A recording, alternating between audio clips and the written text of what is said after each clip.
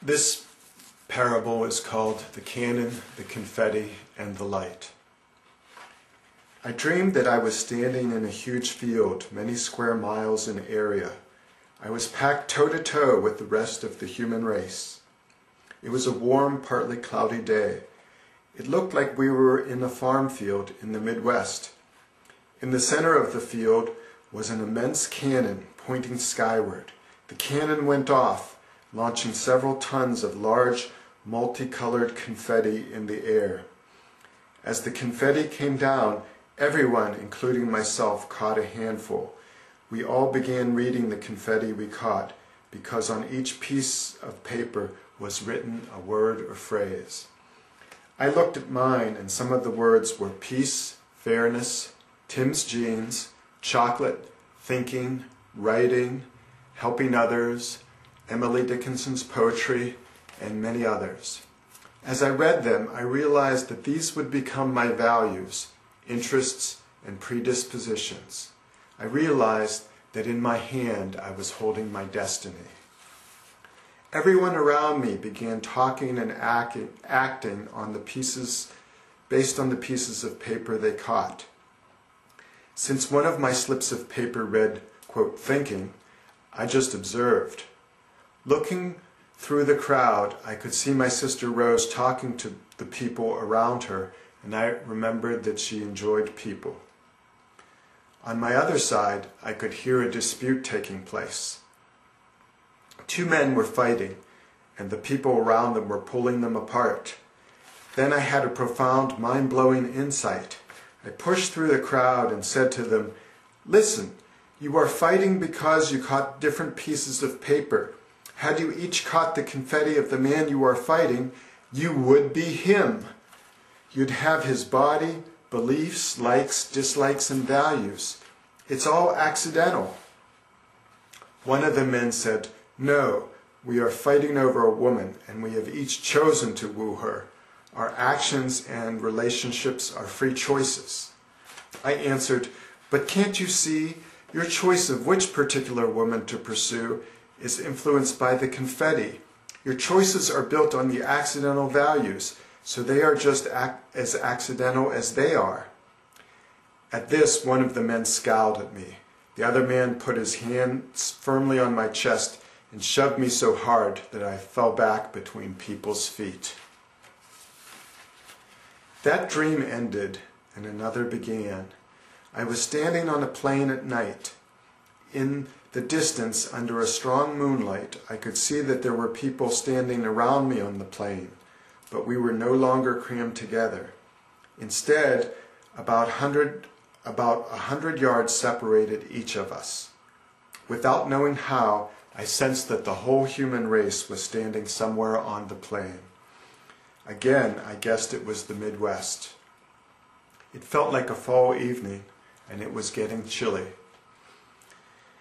In my mind, I somehow had the knowledge that in the center of the plain, where the cannon had been, there was now an incandescent ball, maybe 1,000 feet in diameter. I felt I had seen a photo of it somewhere. I knew that the light coming from the ball was pure goodness, and I had the urge to go toward the ball. I began walking. I walked past other people, men, women, and children. Most stood still, looking at something I could not make out in their hands. Occasionally, I would see others moving. Some went in the direction I was going, others in the opposite direction, and still others in different directions. As I walked for what seemed like a long time, I suddenly realized that the plain was thousands or maybe hundreds of thousands of miles across. We weren't on Earth, so where were we? I stopped because I realized that I could never reach the ball during my lifetime by walking. An intuition told me to reach into my pocket. I pulled out some little pieces of paper. I lit a match and saw it was the confetti. I read one marked, quote, play the guitar, turned it over and saw that the other side was marked, quote, ticket. Then I heard an engine, looked up and saw a bus approaching in the night. I waved and the bus stopped. I climbed aboard and handed the ticket to the driver. As I looked for a seat, I noticed the bus was mostly empty. A woman who climbed into the bus after me showed the driver her ticket, but she didn't want to give it up. The bus driver argued with her, saying, "That's not how it works. If you don't give up any of your confetti, you have to stay put." But she replied, "On the other bus, when I showed them my ticket, they let me keep it and still gave me a ride." He nodded. "Yeah, but that bus wasn't going toward the light." Since he wasn't budging, the lady angrily huffed off the bus. As I rode, I thought to myself how I'd never learn to play the guitar again in my life. I said to myself, well, I guess I'll have other satisfactions to keep me going. I rode 3 or 4 hours until the bus stopped. At that point, it was going to turn away from the light, so I got out and continued walking. I knew there'd be another bus or maybe a plane, and I would have to give up another ticket to get another ride. While I walked, I pictured the ball of light. I must have seen it on TV or somewhere, because in my memory there were a lot of people close to it enjoying the warmth and light. There were other people who came between those basking in the warmth and light to walk directly into the ball of light. I knew they were gone, annihilated. This caused me to feel torn. I wanted to bask in the light, but I also wanted to be in the ball of light. Yet I knew that I couldn't do both.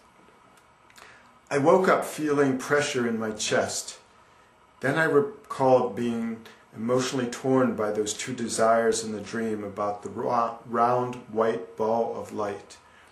This reminded me of the first dream, and I again pictured the crowd packed together and the cannon pointed straight up in the air. In my mind's eye, I saw the cannon explode again, and the confetti went flying upward again, repeating the whole process for the next generation. Before the story, I put this quote from Abul Hassan Kirkani. "The people of the world have a fixed destiny, but the spiritually developed receive what is not in their destiny."